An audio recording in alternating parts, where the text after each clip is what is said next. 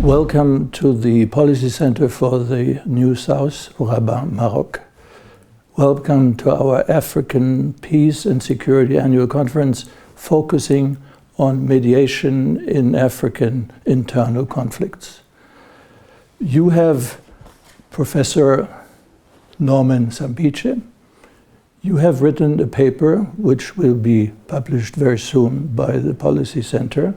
The title is The Effect of Lake Chad Basin Conflicts on the Study of Civil War.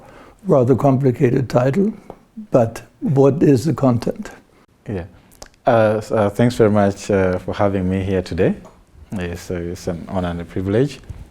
The paper we wrote basically was to do with how the Lake Chad Basin is helping us understand new conflict dynamics.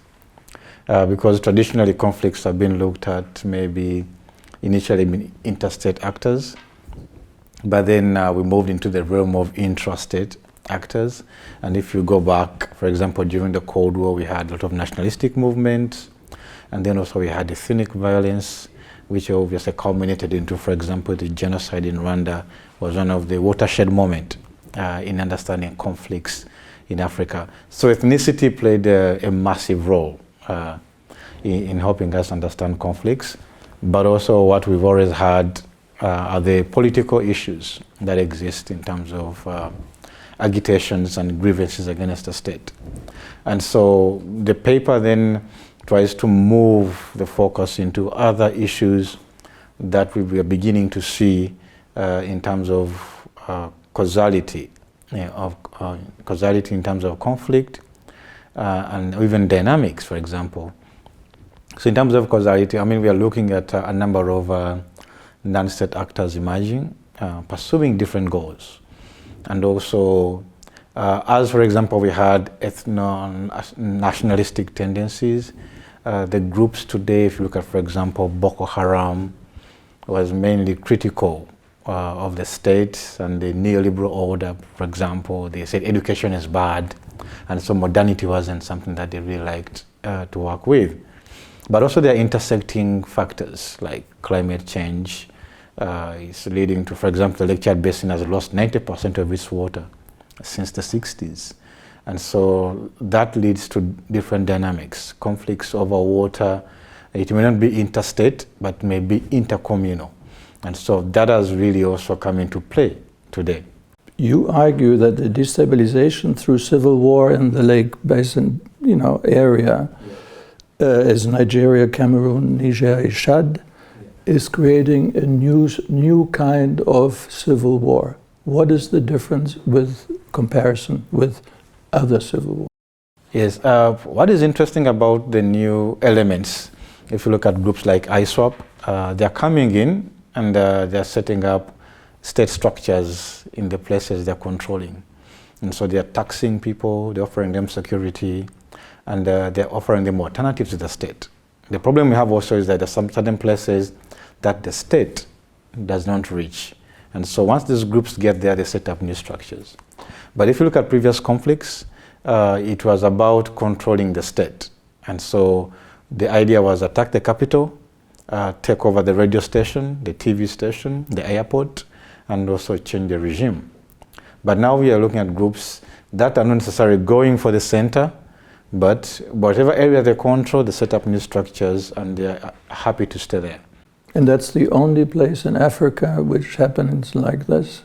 We've seen a lot of this happening in, if I scan, for example, the African continent, if you look at, for example, the conflict in South Sudan, you can see there's an element of desire to control the state. You go to DRC, M23 supported by a state actor, and so they are pursuing certain grievances against the state. If you move to Mozambique, maybe it could have a semblance to that, but again, it's coming out of grievances concerning natural resources. If you move to Sudan proper, you can see desire to control the state. Libya is disintegrated into three elements, or three territories. And so we can say that essentially the epicenter maybe of the new types of conflicts is the Lake Chad Basin. It has this interesting merging of characteristics. So we wouldn't necessarily say it is the only place, but actually maybe it has a concentration of these factors. That we talk about. The violence is greater in this area than in other areas, or the bundle of the violence is different? Yes, I mean, the violence, also the disintegration of the groups. If you look at Boko Haram, I think it disintegrated into ISWAP at some point, but also the tendency for them to cross into the neighboring area, and also, I mean, they try to destabilize the Lake Chad Basin, but also they try to go for other stable areas. They were trying to use the Lake Chad Basin as a launchpad, for example, to attack Benin and Togo, which are more stable at the moment. And so, yes, I think, yes, the level of violence, also, I mean, you have abduction of girls, I mean, this was begun by Joseph Kony, who was maybe the initial person to try this kind of like behavior, but I think the scale at which, for example, groups like Boko Haram are doing it is quite astronomical in the area. And so that leads us into thinking that the Lake Chad Basin could be a very good test ground. Which one of the nations, Nigeria or Chad, which one is hit the worst? Yeah, Nigeria has suffered the brunt of maybe the current conflicts, but also other areas like Niger. Niger has experienced a lot of, especially in the remote areas. Because I think when I did the previous paper on countering Islamic State in the Lake Chad Basin, we found out that the Niger government didn't have access to certain areas. And groups were engaging in self-help. So you have militias coming up to protect themselves because the state does not actually reach that area. And who pays the militias? The militias, I mean, sometimes they're self-help groups, but I think over time, I think what may arise, I think what we talked about in the paper is a crime conflict nexus emerging, whereby groups then begin to engage in criminal activities to sustain themselves. Yeah, but I think in the beginning you have the self-help groups that emerge in these areas. Yeah, we haven't properly established maybe the sources of the funding for them, but I mean, you can say maybe local entities in the area who are interested in security come up with ideas on trying to protect themselves against these groups. We have spoken at the conference all the time, mediation. Yes. What solution is there for this area? I'm talking about the countries affected. Is there a solution? I mean, they've tried the military route.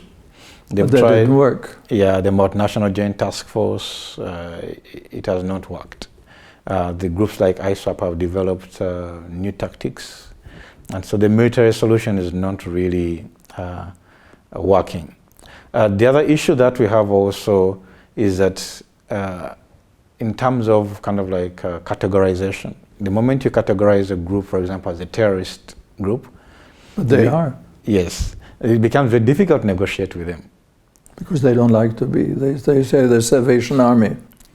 Yes, but I mean, if, because the moment you say there's a terrorist organization, it's going to be difficult to engage in public diplomacy with them or mediation. And so maybe we could, I mean, there's always back channels which are happening, but I think I would go for more kind of like negotiations or mediation in the conflict. But also the state, I mean, I think the ambassador from Mauritania was talking about issues around corruption, but also if we move back into the issues around governance, because yes, the EU has tried the security development nexus, it hasn't really worked, but if you add a governance component, I think that will be very interesting.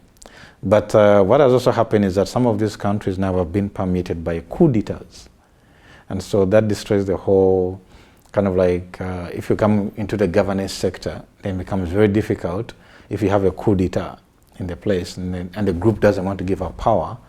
And so it becomes very difficult to kind of manage the process. So there is no real immediate solution. Isn't there a much greater danger that Algeria could be touched by this kind of violence, or other neighborhood states? Yes, I mean, I think Algeria has already been touched. I think what happened in the beginning, if you go back to 2011, after Gaddafi was defeated, we had what was called, I think, Al-Qaeda in the Maghreb, And then the guns that were used in the Libyan conflict were given to different groups, for example, in Mali, and so the whole area basically began to disintegrate. So what we end up having is a state fragmentation taking place in most of these regions. And then you have conflicts between pastoralists and then also farmers over water, for example. And also we have now religious or extremist groups also emerging. So you have different groups with different interests coalescing in the region and attacking the state. And so the final question, is there peace in sight? Peace. I mean, there probably will be peace. Yes, but when? Yeah, that's a difficult question to answer. But I mean, I would go for the mediation route. I would go for mediation, but obviously because of the tag that is attached to the groups, it becomes very difficult to officially begin to negotiate with them. But they also have terms. Maybe there's something that they want. But I think if the countries begin talking to them and trying to see what are the grievances, but also if they can also provide services to the people, because most of these grievances are about service delivery, for example, state penetration, providing healthcare, etc. These groups come in and they provide most of these things, and the people feel secure.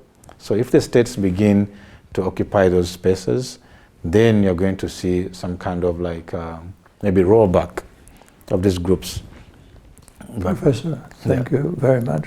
Yeah. Great pleasure. Yeah. Good luck with the production. Yeah, thank you very much.